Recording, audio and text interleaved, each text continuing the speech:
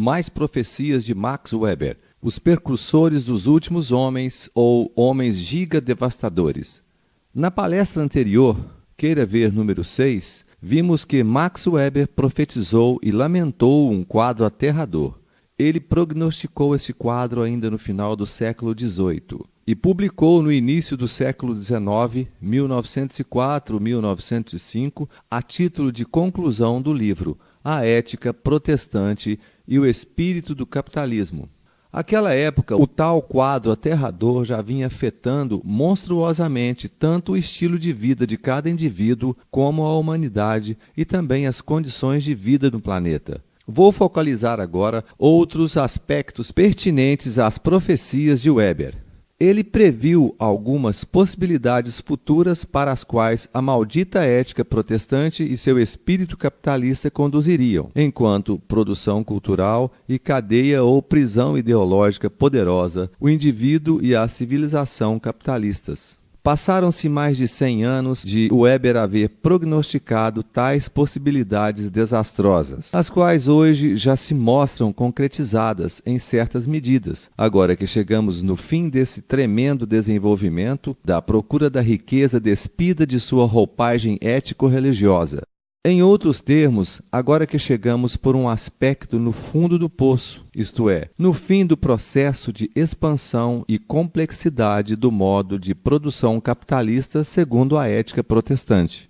E por outro aspecto, agora que estamos já no curso de grande e prolongado período de depressão econômica, o qual já vem acompanhado de convulsões sociais e desastres ecológicos.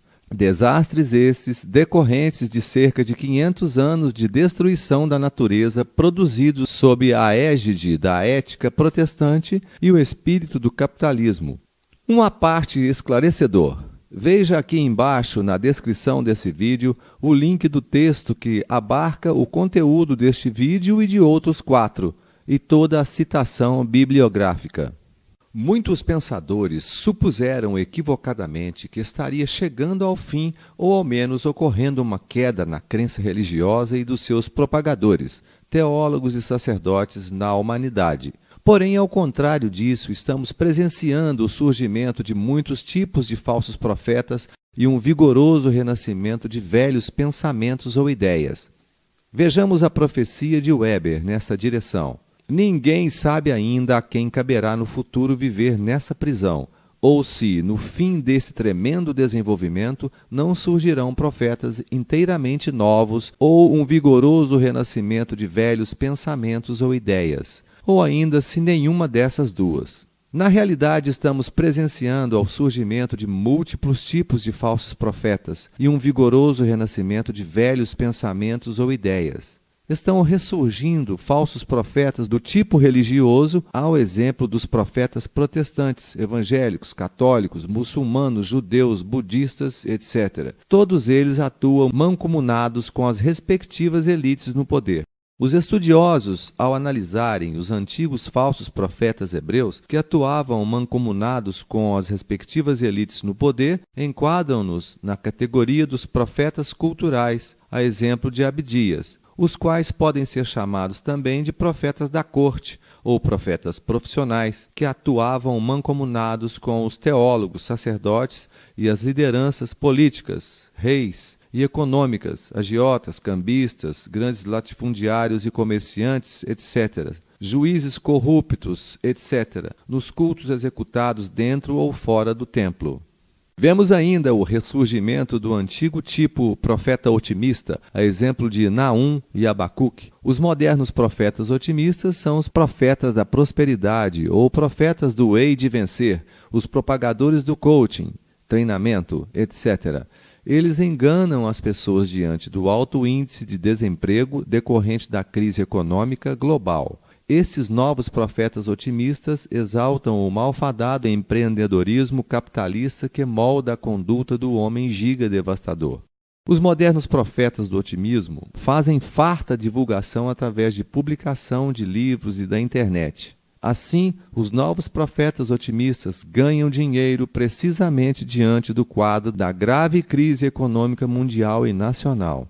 Desse modo, os novos profetas otimistas colaboram na moldagem da conduta individual que corresponde à produção do homem giga-devastador, que é pior e produz males incomensuravelmente piores que o homem-bomba. O malfadado empreendedorismo capitalista desembocou nessa crise grave, prolongada e irreversível. No quadro atual, o verdadeiro profeta deveria exaltar, propagar e ensinar a solidariedade, o igualitarismo e a simplicidade, como meio das pessoas pobres sobreviverem diante do caos em que o mundo já se encontra e que vai piorar. Vislumbramos também o renascimento do tipo grande profeta individual e o vigoroso renascimento do sentido original do pensamento de Jesus. A ética protestante abriu um abismal poço na terra, isso é, no processo de produção material. Ou seja, o ascetismo protestante e respectivo espírito do capitalismo vêm conduzindo cada indivíduo e a humanidade, via processo de produção material capitalista, para as últimas e mais profundas consequências produzidas por esse processo, o qual assumiu tamanha e irreversível força sobre tanto as condutas do indivíduo como da humanidade, e também em relação ao planeta, como nunca houve na história. Os últimos homens, isto é, os indivíduos atuais, desempenham como meros simulacros presos na matrix protestante capitalista e como homens giga-devastadores, diversos papéis sociais mecanicamente petrificados, conforme Weber diz. Ou seja, como especialistas sem espírito, sensualistas sem coração, nulidades que imaginam equívoca e alucinadamente ter atingido um nível de civilização nunca antes alcançado. Porém, na realidade, os homens giga-devastadores alcançaram efetivamente um nível de civilização nunca antes tão degenerado e destruidor. Vamos a mais um aspecto das profecias de Weber.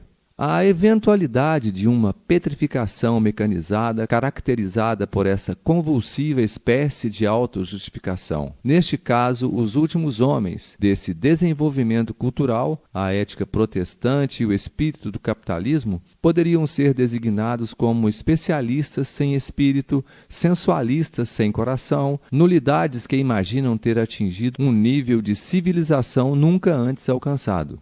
Hoje podemos concluir clara e indubitavelmente que a supremacia destrutiva da humanidade e das condições da vida no planeta, que pareceu ser própria da raça branca, não foi resultante de nenhuma seleção natural, mas sim cultura.